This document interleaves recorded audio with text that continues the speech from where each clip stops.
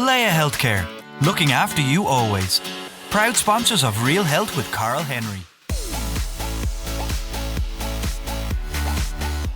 Hello, welcome to Real Health with me, Karl Henry, in association with Leia Healthcare. Folks, this week's episode, another in one of my favorite types of episodes that we do, the Life Lessons series. And I have to say, it's one of my all-time favorite radio presenters and someone I've been wanting to have on the show for a really, really long time. He's been a mainstay on RTE Radio 1 for the last 30 years with his mix of music and chat, and he's presented TV shows and written books along the way. He's a favourite of Irish people up and down the country and a legend in his own right. And with a new book called That Place We Call Home out now, John Creedon, welcome to Real Health. How's it going? Absolutely great, Karl. Couldn't be better. Thankfully, I know it's been a very tough year for a lot of people. So it's certainly not with smugness. It's kind of with gratitude that I say I'm doing great. It's been a very good year. It's been a very busy year. And no, I am. As I get older, I'm getting more and more grateful every morning when I open my curtains. Hail, rain or snow, I think, yay, Ireland. And I'm up and trading, and I've been very fortunate. So no, life is good. And the book is good, so it's all good. We're gonna chat through your career in a minute. I want to start with the book, though. It's really interesting. It's around that place we call home and the importance of a place and what that means to people. That sense of belonging is really important to you, isn't it? It is. I think a sense of belonging is a hugely valuable thing. It's a little bit like forgiveness. You can't make yourself have it. You either drift into it, or there's an aha moment when you go, wow, I love being Ukrainian, or whatever it is, or it's something you pick up in your family. By osmosis, really, I suppose. You're the sum of all the parts. So I guess if you spend a lifetime living in a town, you probably grow to love it and hate it and everything else. It's just that relationship. So that's the title of the book, all right. There's the big bold plug. Hey, fantastic. That place we call home. I think it's just a line in the book, someplace. That's where the title came from. But in essence, this is about place names. It's the evolution of Irish place names. They're not all Gaelic. We've had Jewish influence. We've had a whole range of influences in this country. The Spanish, of course, left a little mark. The Vikings left a lovely light footprint on Irish place names. And you can hear them straight away. Names like Helvig Head, places like Tuskar Rock, meaning jagged tooth rock in Old Norse. That might come in handy to take this. All the obvious ones, the VX fjords and the Vassar fjords and all those other place names around the coast. So, and the Normans, of course, left their influence. Bout-et-Avant, Buttevant, County Cork, comes from the French. Bout-et-en-avant, which was the catchphrase or the motto, I guess, of the Du Barry family, who came in with Strongbow. They were given lands down there, and their motto was strike while advancing. Bout-et-en-avant. And became the name of the town. And for years I wondered, was it Butter something? Was it Boher something? So I just found place names always interesting. And I suppose, having lived in Dublin for 13 years and then returned home, it was like returning to the embrace of a mother. Not because Cork is that special, but because it's home. So it's about that place called home, wherever that might be. If it's the 13th floor of a block of flats, if it's where your mates live, if it's where where your granddad died. There's, I suppose, an attachment, which is something we're all trying to shed, but there's an attachment to a place. And I genuinely feel, Karl, like that it's not key to good health, but in terms of our mental health, to know where you're from. When you stand on Hill 16, you might be a lonely guy during the week, but when the dubs run out and your tribe are on the hill, there's a tinkle down the spine that says, I'm safe, I'm with my people. When I was a young man, say with 4 small children trying to eke out a living in Dublin on short contracts and 30 quid a week, a couple of weeks on the dole, back into pennies, working as a cleaner, like doing all the things I had to do to survive. Whenever I came south, when I crossed that Mason-Dixon line at Kilbeheny where the sign says, welcome to County Cork, even if I was on my own in the car, I would give a rebel yell, yeah, I'm home. They can't get me now, kind of thing. Well, I'm married to a Cork woman, so I totally get the thing that Cork is more special than everywhere else in the country. I've been told that on a regular basis. And you're living with it. There's probably a red line down the middle of the bed, is there? Pretty much. Not Cork. So, and I suppose this year more than ever before, that real sense of togetherness and getting to know your country. We've seen that this year because we are all at home. We've holidayed at home over the course of the summer, and you saw that everywhere. People were experiencing new things that were here forever, but we never really knew of them. And being that sense of working together to get the numbers down, working together to conquer COVID, we really have come back together this year, and it's been really important for our mental health. hugely important. I would say, like, just in terms of mental health in general terms, young people are having a tough time. It's tough. It's always tough being a kid. Being a youngster or a student nowadays is really tough. So as well as the responsibilities that youngsters might have, they also need us to be a little bit simpatico. It is tough. If you haven't kissed your girlfriend in 3 weeks, that would crack me up completely. So I can understand, but I can't understand, in fact, but I appreciate what it might be like to be a youngster today. Certainly during lockdowns, I think we've probably learned an awful lot about stuff we don't need. Like, I'm a great man for the pub, and I haven't been in a pub for yonks, and it doesn't actually bother me. No one has walked up and made a nasty comment to me on the street or in work, but once or twice in pubs along the way, someone says, "You're going to get a big job above an RTE, you idiot." So that doesn't happen to me in other places. So I've come to realise, that's the danger of pubs. And there's a lot of painkilling goes on in pubs. And as I think it was Aristotle said, for observation to take place, you've got to put distance between the observer and the observed. So when you don't do something for a while, you kind of say, And for a lot of people, they rediscovered their family. I think a lot of couples, now I know it's been very difficult for other households, but a lot of couples, myself included, I loved having that time just when we go out the back and have an old shot of coffee. And that's something else I appreciate, is having an out the back. I think, and the Irish rediscovered Ireland in a huge way. We were working. We've got another, apart from the book, it's been a busy year, apart from the book, we have another series of Creedon's Atlas in the can. It's just about there now, and it's going out on RT1 in February.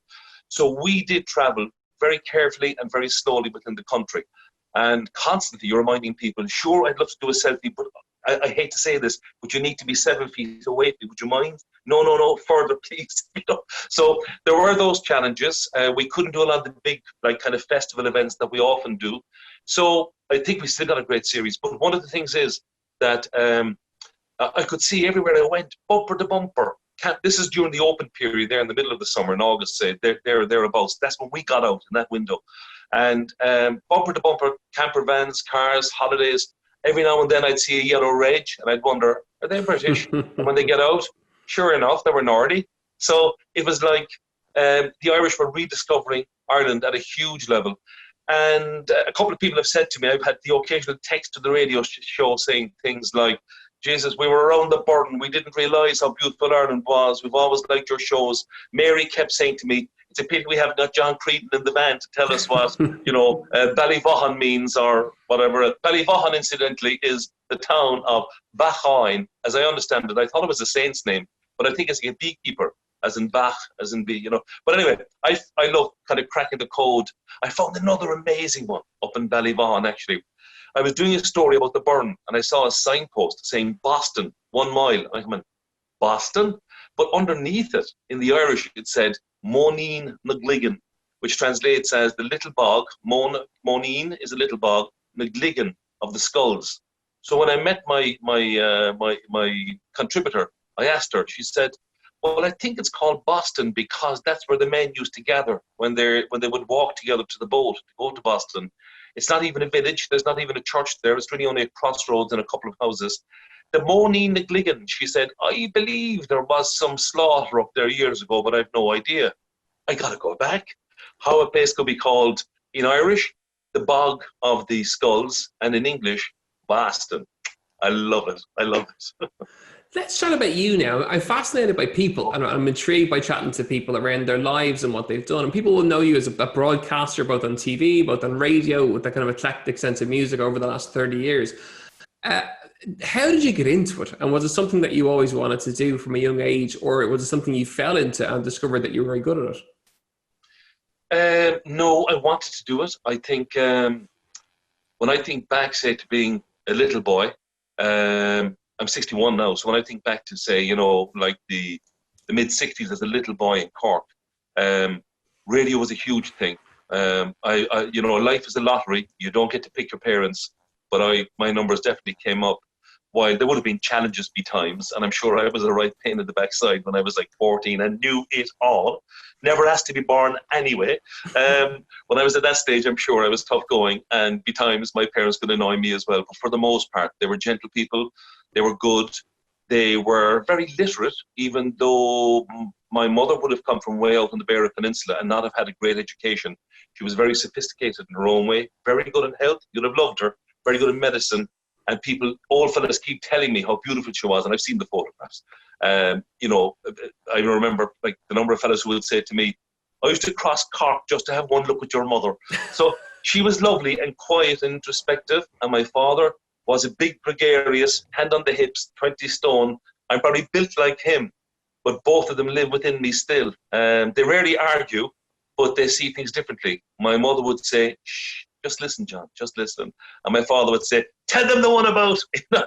So that goes on all the time in there for me. So back then, they had a great draw for radio, and we always went to bed with the sound of the radio. I used to love Sunday nights. There used to be the sad music they used to play around 8 o'clock. It was like the music they played when De Valera died, heavy juke, loads of cellos and sadness. But then you had programs like Get an Earful of This, and you had the forerunner to Late Date. So you had music, you had Larry Gogan in the afternoons occasionally. So it was that portal through which you were able to get out of a black and white Ireland, because daytime for me was school, and I didn't flourish in school. I was always too young. I was like always 2 years too young. I was 11 when I went to boarding school. So school never really worked hugely well for me until one teacher told me I was brilliant, and all of a sudden I was a swan. So I was always drawn to that, to the jokes on Get an Earful of This, to Des Keogh, to Bosco Hogan, to Frank Kelly. I used to make up these little plays and little sketches that my brother and myself would do on cassettes, you know. And so there was always that draw. Even Luxembourg was a teenager. Before we had pop music in Ireland, we had Luxembourg. And that was just such a romantic notion. It was the Grand Duchy of Luxembourg, and it was Prince Henry and all this kind of stuff. And who wouldn't want that? So, as I say in the book, actually, funnily enough, in the opening notes, I kind of point out that even though I grew up in a Gaelic tradition, my father was a beautiful Irish speaker, never forced it upon us. He was a lovely, gentle, funny gas man. My mother had a great love of Pádraig Colum and all those poems, and a love of place, loved the scenery because she gave him a beautiful part of the world.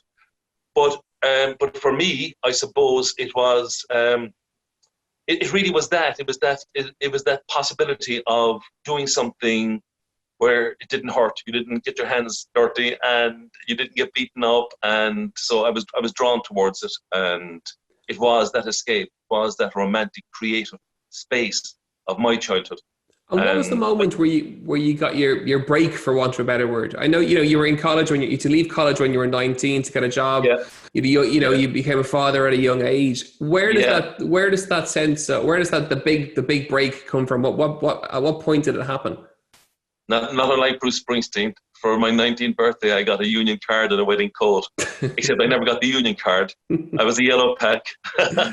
So the break, I suppose.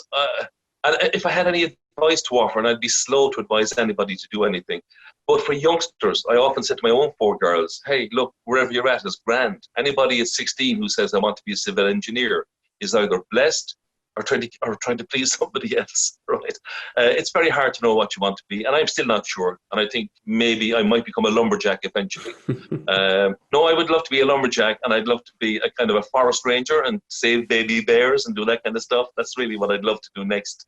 Anyway, so you should always be open to change. And even though we have commitments, and as I said, as you were saying, at a very early age, I was a dad. I was in there like in pushing buggies at 20, and I had 4 children, like, you know, by my mid-20s, and no regrets. They're great. But I often said to the girls, you know, like, no pressure. School reports, no pressure. But the key advice I would give them is to avoid at all costs addiction. Keep an eye on it. You won't see it sneaking up. So it's okay to have fun and all that, but be cute. Don't take on an addiction, a partner with an addiction, a huge mortgage that ties you down. And at 40, you can turn around and become a horticulturist. There's no problem. The catch is if you get locked in. And I would include amongst that, where possible, an unplanned pregnancy, because all of a sudden, you know, you have now commitments and you've got to kind of stick with what you've got to do. And so in that regard, I suppose I did make life easy for myself, that I took on all the commitments first before I had the money. And not that I'm that much money, and so I always had to kind of carry the responsibility, say, of supporting 6 people as I went and did my next comedy sketch for 20 quid or whatever it was. So, but I think it stands still. At this remove, it's easy. There were a lot of sleepless nights back then. But so my advice, if that's what it is, would be to travel light. Don't get too bogged down with banks, with things that you have to carry. And if you can travel light, you can turn around like that and get off at Limerick Junction and go and come back and go someplace else. And so I've done it with a lot of responsibilities on my shoulders. But really, because I started so young, I was out the gap fairly young. So my gap year really has been the last 15 years when I'm kind of traveling the world, and I'm off to Malaysia. Not so much this year, but so this has been my gap year. And the question you asked really was about advice for young people, wasn't it? So yeah, and also your advice there is something that we've seen on a regular basis. So whether it's with Micheál Murray-Hertig, whether it's Mary Kennedy, whether it's Adam Clayton, it's, that sense of just, not to worry, that sense of ease is something that comes through time and time and time again. And in terms of your own career, that big break of getting into radio, when did the big break happen? Okay, so the advice is keep pointing yourself roughly towards where you want to be. And at this stage of my life, I'm very close to where I want to be. Not quite the forest ranger yet, but I'm traveling the country. I'm meeting people. I'm chatting to people over 5-bar gates. I'm learning from people. Ireland is my university. I'm researching a story about, it could be ancient caves, and I'm in there. And so I really am ballpark where I should be. I'm playing records on the radio like I dreamt of as a kid. And I'm traveling Ireland and learning things. So that's, I think, because I kept on roughly pointing myself towards what I wanted to do. I may have had to work in a factory to pay the bills, but I'd always be hanging out with someone who also collected records. So if you'd like to be an actor, for example, if that's your dream, well then start. And what may happen is you may end up being the best set designer in Europe. Who knows? You may end up doing voiceovers for animated cartoons for children and love it. But you will be close to it. And that is as good as it gets. So for me, that's what I kept doing. So I was working with bands. I was trying to scratch a living by promoting gigs, small gigs, and they freaked me out. I discovered a lot about myself there, that really I do suffer a little from anxiety. And the thought of me hosting a gig tonight, and if someone got stabbed, and what happens if no one shows up, and I better have the money to pay the band before So that's not for me. I even did a little bit of management along the way, and no, I can't. I can barely organize my own holidays. So I learned, I'm not going to be a manager of anything. So for me, the big break came when, having tried too young and too late in many ways, I missed the deadline for 2FM. Fortunately, because I think Radio 1 is more naturally my home. Some years later, having trudged along in factories and working in the city library, an ad appeared and billboards appeared with a picture of Gay Byrne saying RTE is looking for new presenters. And I said, I'll have a go at that. I think I did, even though I say so myself, but even 33 years on, is it? Yeah, 1987. I did a very good demo tape, I thought. I did it on a disco deck, but I put in a few promos kind of illustrating that I had other ideas. And one was for a series called Black and Blue, the story of the Afro-American through their music. I did another one about how landscape influences music. And the point I was making in that little segment was, I remember distinctly saying, my piano teacher, Mrs. McSweeney, used to say that the fjords of his native Norway inspired the music of Grieg. I said I had no idea what it meant at the time, but now I get it. As America opened up, all the rhythms the music embraced were the work songs of the guys working on the railways, Sam Cooke, to the pony trot rhythm of the cowboys, hang the key on the bunkhouse door cause we'll be late tonight, onto the hobo songs with the clickety-clack of the train, the walking blues, well, I'm walking to New Orleans, and these are all the rhythms that entered right up to the 1950s with bands like the Cadillacs singing Bombi-Doo.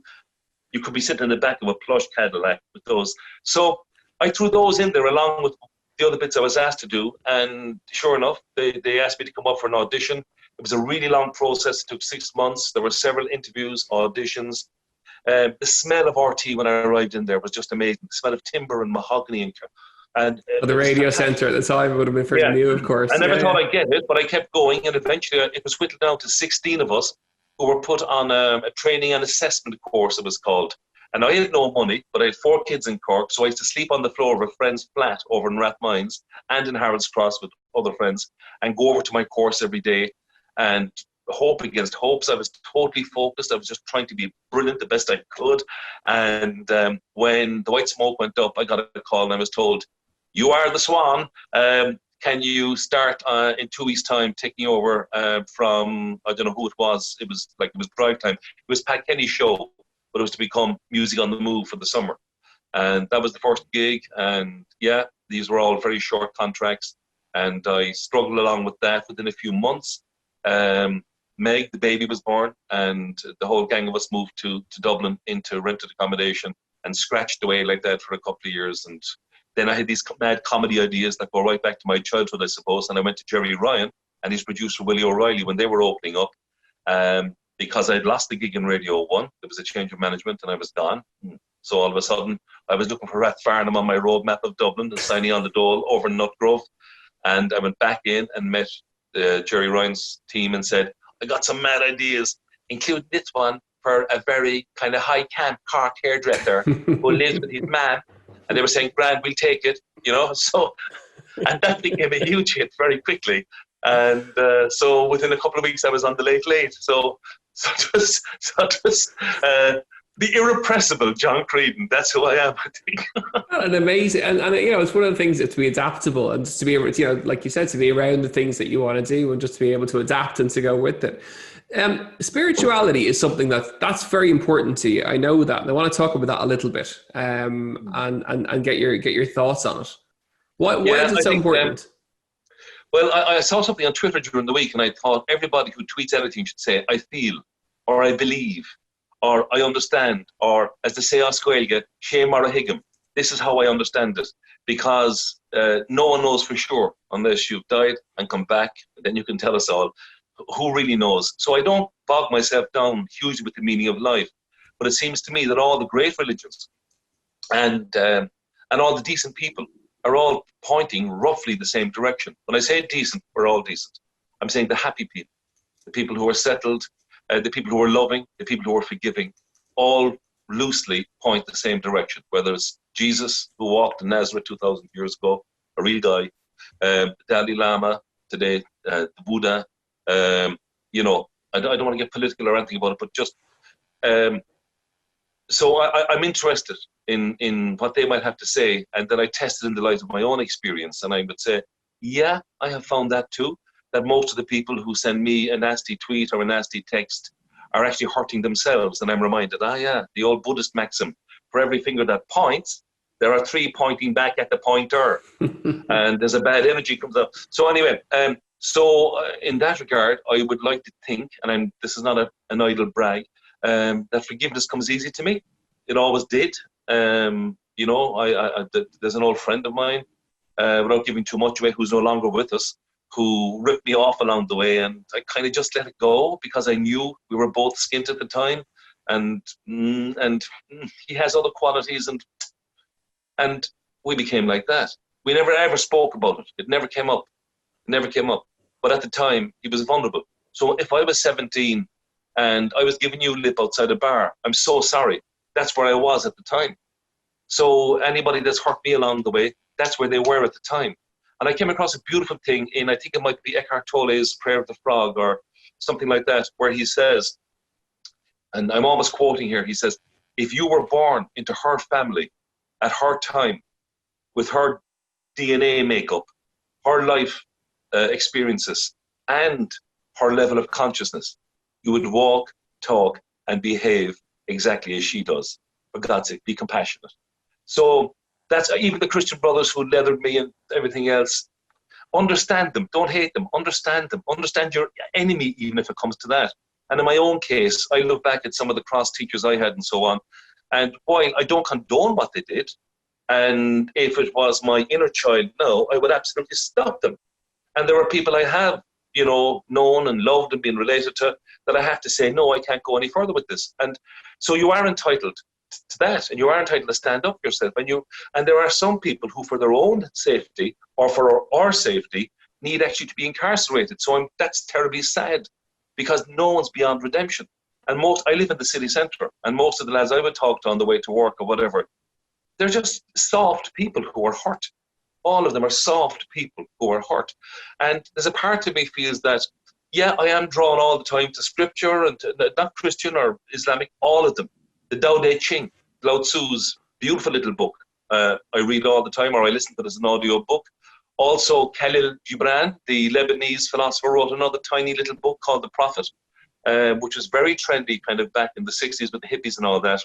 But that's fundamental as well. Go through it, and it's very hard to put a punch on it, because the guy, like, even when he talks about giving, he says things like, you say that you would give, but only to the deserving. He said, look at the trees in the orchard. They give to the bad man as much as to the good man, because the trees in their wisdom know that to withhold your fruit is to surely perish. So the point is, going around saying, well, my kids' leaving certs are so important, whatever about the other crowd. That's not love, that's preference.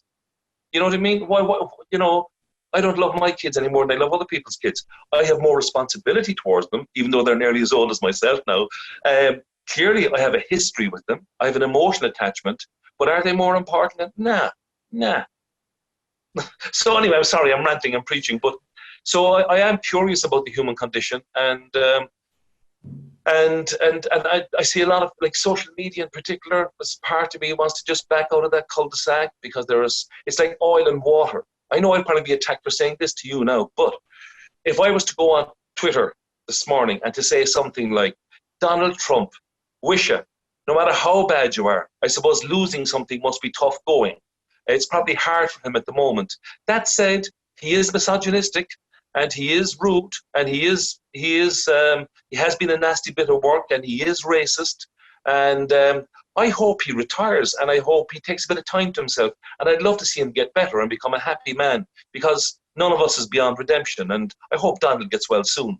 People would go one way or the other. How dare you be so condescending toward Donald? Or it would be, what are you talking about? He's a tramp, And it's like, lads. To err is human, to forgive is divine.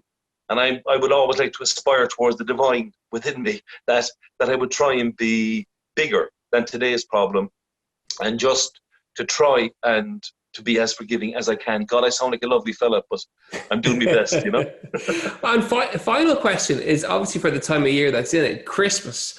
I hear you're not into trees or decorations except for the crib. Tell me a little bit about that.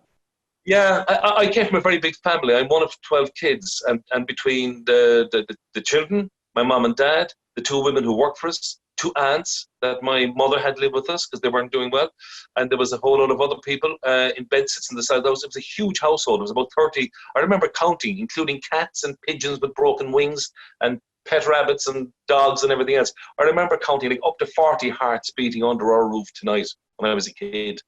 Just mad, but very loving. And so Christmas was actually for us a big day, because our shop was open 364 days of the year.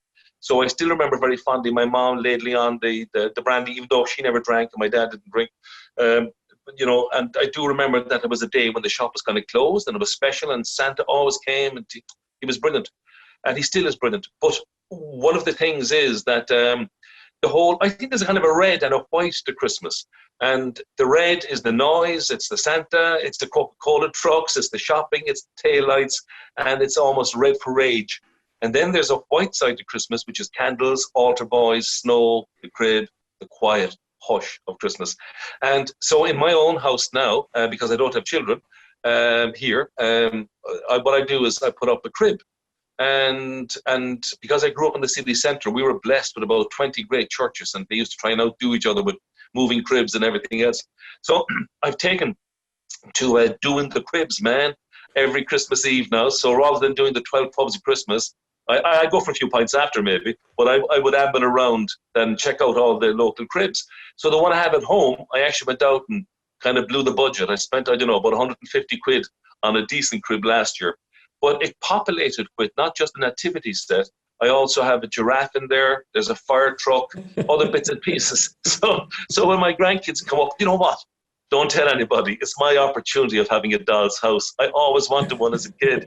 But anyway, so it's like a little doll's house. But for me, like genuinely, the tableau that's there in front of me is a refugee family. It's a family running from persecution in the Middle East. It reverberates today. And if you look at the story within the household, within that shed, are the beasts. Mama Nature is represented there. The rich. All rich people aren't bad guys either, you know what I mean? So the three kings are there, and they're loving and they're kind towards them. And the shepherds are there. And hey, it's the whole community, including the cows, trying to keep warm. And to me, there's a lovely snug midwinter, but very topical. And it's universal. I think any great art should be timeless and universal. And that story applies to every part of the world in every century in which we have lived. There's always someone under pressure, and there's always someone sticking out a hand and being loving. And to me, it's just a lovely thing. And I love when all the other lights are off before I go to bed, and I kind of look back at it. And sometimes I might have to go back. I might have to take the candle out in case it keeps the baby awake. You know? John, one thing is certainly for sure. I think myself and all our listeners want to see a photograph of the fire truck in the crib on your Twitter account at some stage over Christmas. That is absolutely I think I might have done that along the way. I certainly have. I think I put one out one day saying Creedon's crib. And but you can, but the youngsters or anybody can bring something along if they want, and you can even put an action man or toy soldiers in there. Even guys with guns are welcome in my crib. Well, we certainly want to see some photographs of that. That is for sure. John Creedon, it's been an absolute pleasure to have you on the show, and the very best of luck with the book, which is available in bookstores nationwide. Pop it up for us there, folks. John Creedon's book, That Place We Call Home, is available in bookstores nationwide. As ever, you know where we are. We're realhealth@independent.ie, at Karl Henry PT on Twitter and on Instagram, folks. That's it for today's episode of Real Health with me, Karl Henry, in association with Leia Healthcare. Happy Christmas. Have a great one, and we'll see you next week. Leia Healthcare, looking after you always. Proud sponsors of Real Health with Karl Henry.